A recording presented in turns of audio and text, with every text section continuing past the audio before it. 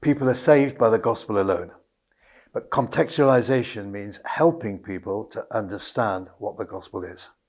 I can give you some biblical examples of that from the book of Acts. For example, in Acts chapter 13, the Apostle Paul is in a synagogue in Pisidian Antioch, and he uses the Old Testament to show that Jesus is the Messiah that they were expecting, that they were waiting for.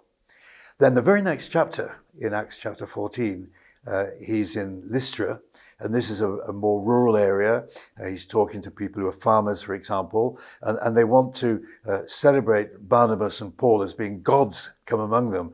And what the aim of Paul is here is just to tell them, no, there's only one God. This one God sends you the rain and the sun and gives you crops, gives you food, puts joy in your heart. So you should worship that one God. And he never mentions the Bible at all in this context. He has to take them to this first step of saying there's only one God.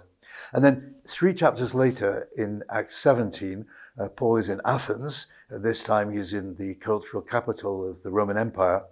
And in Athens, he is asked to come and explain what he believes. And he makes a speech towards the leading philosophers of the area, of the time.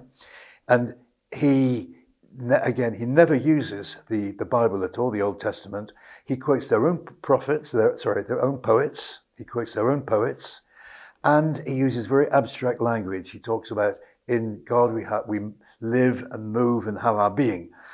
I think to be a bit humorous, if he'd said that at Lystra, the farmers would have said, I don't know what he's talking about, because he's using the language which is adapted to the philosophers in Athens. So contextualization means saying the gospel, telling the gospel in a way which will help people to understand. And as Paul said himself, I try to be all things to all men so that some will believe. It's not something that you do to make sure that everyone believes. It doesn't happen. But God is asking us to be in some way on the level of the people we're talking to, so that they will more easily understand what we're saying when we preach and teach the gospel.